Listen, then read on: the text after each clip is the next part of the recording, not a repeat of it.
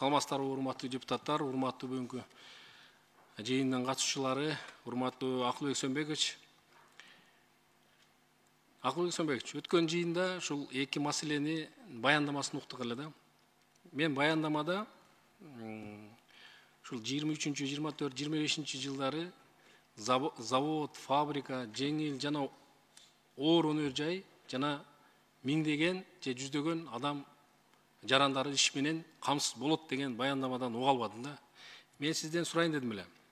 23, 24, 25 жылы ушу алдагы бюджеттик жылдарга канча жараныбыз иш менен камсыз боло турган ушундай завод, фабрикалар ачылат?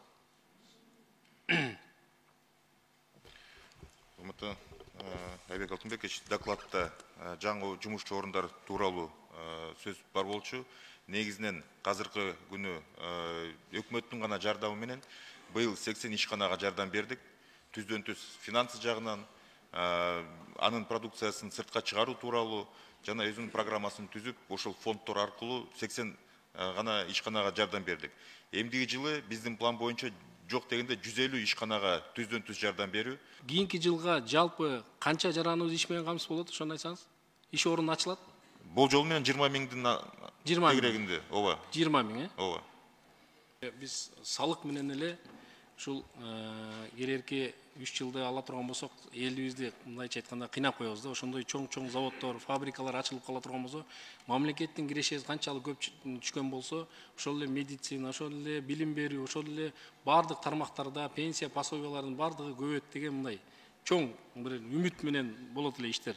Анан Акылбек Сөнбекович, эми сиздин тапшырмаңыз аткарылыш керек да.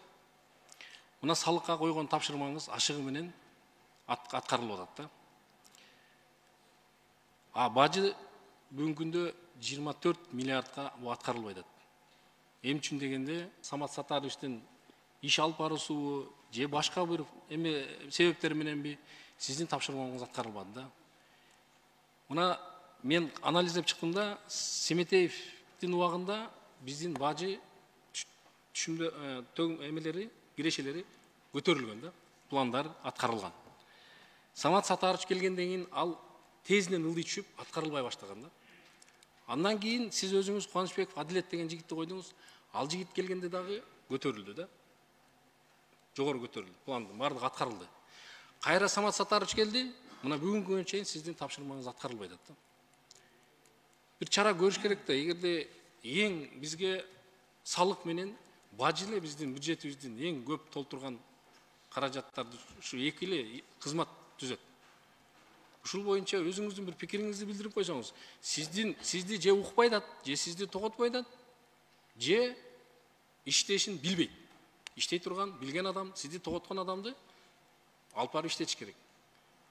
Мына быйылкы жыл, бюджеттик жыл, 22 жыл. Баткенде эске албаганда негизи аябай жакшы болду да. Айлык акы көтөрүлдү, пенсия, пособия көтөрүлдү. Бир эле убакта 15 мектепти 4 айдын ичинде куруп, мына ачылышын кылдыңыздар да. Эгерде биздин бюджетибизге акча түшпөй турган болсо, жалаң эле салыкка карап кала турган болсок, анда биздин салык төлөөчү элибизди кыйнап коебуз.